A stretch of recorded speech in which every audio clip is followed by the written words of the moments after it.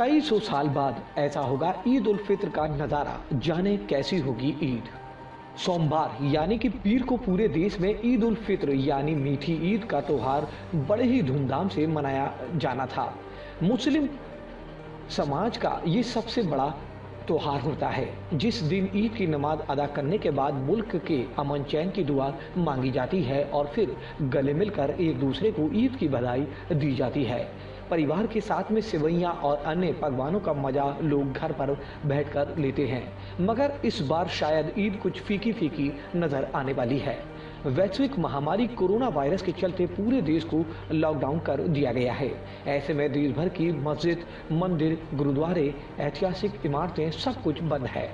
मुस्लिम धर्म में जुड़े लोगों का कहना है कि ईद उल फित्र यानी मीठी ईद का ये त्योहार जहां फीका होगा, तो वहीं कई सौ साल बरस बाद ऐसा मौका होगा जब ईद की नमाज मस्जिदों में अदा नहीं होगी और इस बार न चांद रात पर मार्केट में लोगों की भीड़ भाड़ ही दिखाई देगी और न ही पकवानों का मजा लोग ले पाएंगे। क्या नाम? मेरा नाम बंटी है।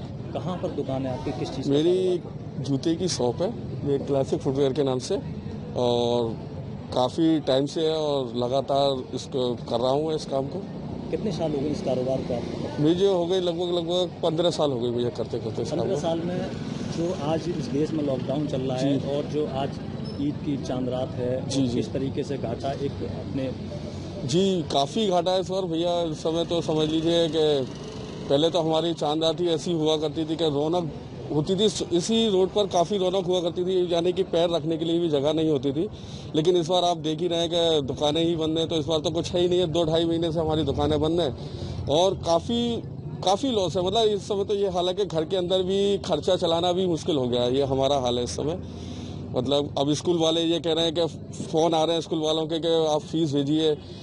2 बच्चे हैं मेरे, उनकी फ़ीस के लिए, टॉरेंट का बिल के लिए फ़ोन आ रहे हैं। लेकिन क्या करें, मजबूरी है, कहाँ से पैसा दें। इधर सरकार टैक्स के लिए बोलती है और सभी ये चल रहा है। आपको तो जानकारी है कि घर का भी खर्चा है और वैसे भी खर्चे हैं। सरकार से क्या मांग? सरकार से हम तो यही मांग करना चाहेंगे कि इस बार इसको महामारी से जल्दी से छुटकारा दिया जाए, जैसे भी सरकार चाहे, और इस मार्केट को जल्दी से जल्दी इस काम को खुलवाया जाए और व्यापारियों के लिए कुछ छूट वगैरह टैक्स के अंदर और लाइट के अंदर हमें थोड़ी सी छूट दी जाए। अगर ना ही पूरा बिल भी ना कराया जाए, कम से कम खत्म, तो कम से कम छूट दी जाए थोड़ी बहुत। स्कूल की फीस को भी इस तरफ सोचा जाए, इस तरफ ध्यान दिया जाए। व्यापारी सुबह हम ही नहीं, सारी व्यापारी परेशान है, बड़े बड़े व्यापारी परेशान है। क्या नाम है? मनोज कुमार नोतनानी, रमेश स्टोर, खेड़िया मोड़। किस चीज़ की दुकान है मनोज? हमारी प्रोविजनल स्टोर की दुकान है सर। तो किस तरीके से आज जो ईद का चांद रात है, किस तरीके से दुकान बंद है, तो क्या लगता है? साहब चांद रात तो लगी नहीं रही है, क्योंकि ये रमज़ान का महीना पूरा खाली गया है। इन महीने के अंदर हम लोग बिल्कुल भी खाली नहीं रहते हैं, सुबह 8 से लेकर 12 बजे तक लगे रहते हैं। लेकिन इस बार तो उल्टा ही हो गया है। लॉकडाउन की वजह से दुकान बंद है, कारोबार बिल्कुल बंद पड़ा हुआ है और क्षेत्रीय जनता बहुत परेशान है, क्योंकि कारोबार उनका भी बंद पड़ा हुआ है, तो खरीदारी नहीं कर रहे हैं। आज चांद रात है और दुकानें बंद चल रही हैं, तो हम लोग दुकानदारी नहीं कर पा रहे हैं। और जितनी सेल हर साल हम लोग करते हैं, उसकी 10% भी इस साल सेल नहीं हुई है। क्या नाम है? मेरा नाम मोहम्मद चांद गौरी। चांद गौरी जी, एक बात बताइए, आपकी किस चीज़ की दुकान है? मेरी सर जूते का और कपड़े का दोनों का व्यापार है। मेरी दुकानें हैं, एक इधर है, एक सदर में है।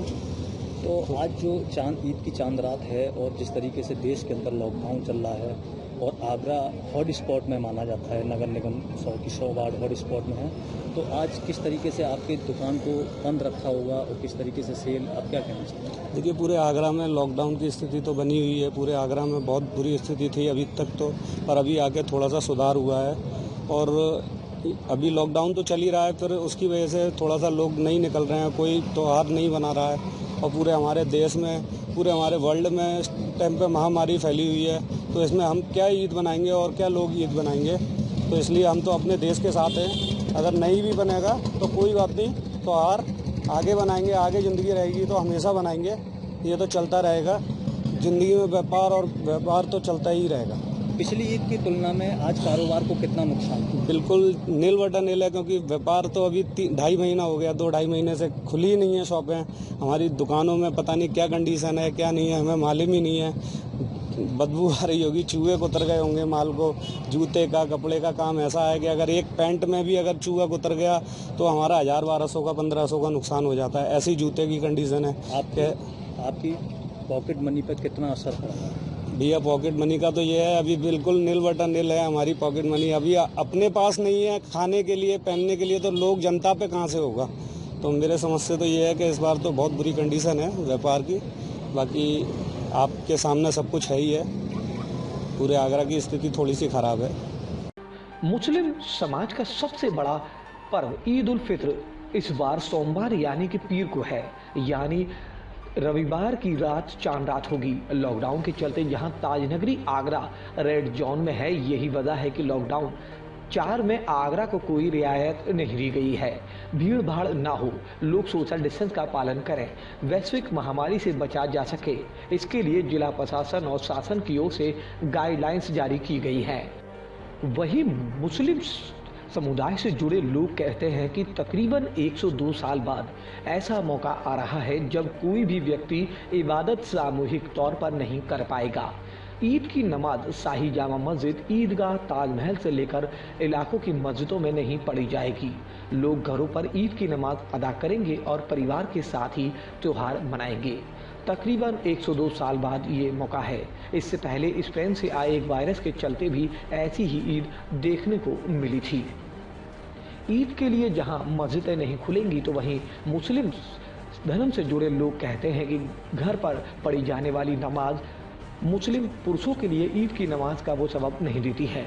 घर पर केवल ईद की नमाज मुस्लिम महिलाएं ही पढ़ सकती हैं। इसको लेकर मुस्लिम धर्म से जुड़े लोगों में मायूसी भी नजर आ रही है। नाम मुजम्मिल हसन है। अगर हम मुस्लिम धर्म की बात करें, जब से मुस्लिम धर्म बना है, ईद उल फितर हो या फिर ईद उल जुहा हो, सामूहिक तौर पर नमाजें शाही जामा मस्जिद हो या ईदगाहों पर पढ़ी जाती थी। ये कितनी बरस बाद मौका होगा जब सामूहिक ईद नहीं मनाई हो, नमाज नहीं होगी और ईद इस तरीके का त्यौहार होगा?